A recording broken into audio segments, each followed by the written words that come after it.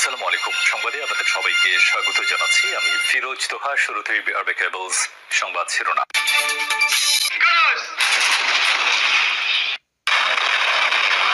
পুরোদমে চলছে ভারত পাকিস্তান যুদ্ধ। আমাদের হাতে এসেছে ভয়ঙ্কর কিছু গুরুত্বপূর্ণ আন্তর্জাতিক সংবাদ। শুরুতেই জানিয়ে দেব, পাকিস্তান বিমান বাহিনীর তাড়া খেয়ে পালালো ভারতের 4টি রাফাল যুদ্ধ বিমান।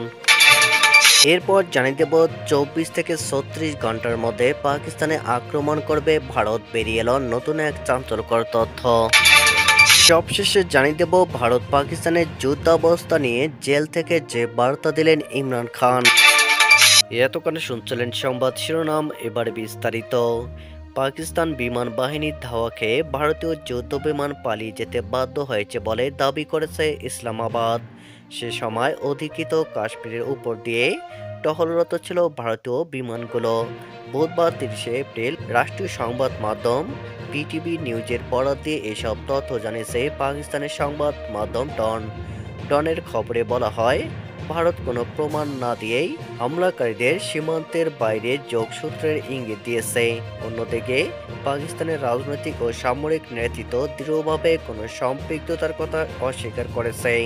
হামলার পরপরই প্রধানমন্ত্রী শেহবাজ শরীফ এই ঘটনার নিরপেক্ষ তদন্তের আহ্বান জানিয়েছে।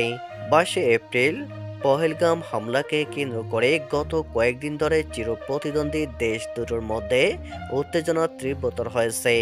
প্রতিরক্ষা মন্ত্রী খাজা আসিফ বলেছেন, পাকিস্তান তার বাহিনীকে শক্তিশালী করেছে এবং ভারতের যে কোনো অনুপ্রবেশের জন্য প্রস্তুত। অন্যদিকে ভারতের প্রধানমন্ত্রী নরেন্দ্র মোদী পহেলগাম হামলার বিষয়ে পদক্ষেপ নেওয়ার জন্য তার সামরিক বাহিনীকে কার্যকরী স্বাধীনতা দিয়েছে।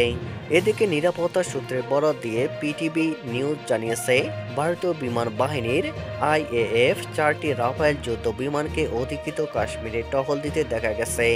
এরপর পিএফ এর বিমানগুলো তাৎক্ষণিকভাবে ভারতীয় যুদ্ধ বিমানগুলোকে দেখতে পায়। পিএফ এর কঠোর পদক্ষেপের ফলে ভারতীয় রাফায়েল জেটগুলো আতঙ্কিত হয়ে পড়ে এবং পালিয়ে যেতে বাধ্য হয় বলে প্রতিবেদনে বলা হয়েছে।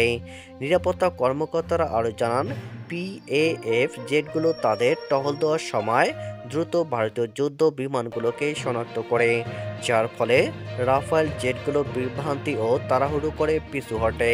পাকিস্তানের তথ্য ও সম্প্রচার মন্ত্রী আতাউল্লাহ তারার আশঙ্কা প্রকাশ করেছেন, ভারত আগামী 24 থেকে 36 ঘন্টার মধ্যে পাকিস্তানের বিরুদ্ধে সামরিক পদক্ষেপ নিতে পারে। বুধবার 30 এপ্রিল ভোরে সামাজিক যোগাযোগ মাধ্যম এক্সে দেওয়া এক পোস্টে তিনি এই আশঙ্কা প্রকাশ করেন। তবে তারা সরাসরি কোনো সুনির্দিষ্ট প্রমাণ হাজির করেননি। অন্যদিকে ভারতীয় গণমাধ্যমগুলো এই বিষয়ে তৎক্ষণাৎ কোনো প্রতিক্রিয়া দেয়নি।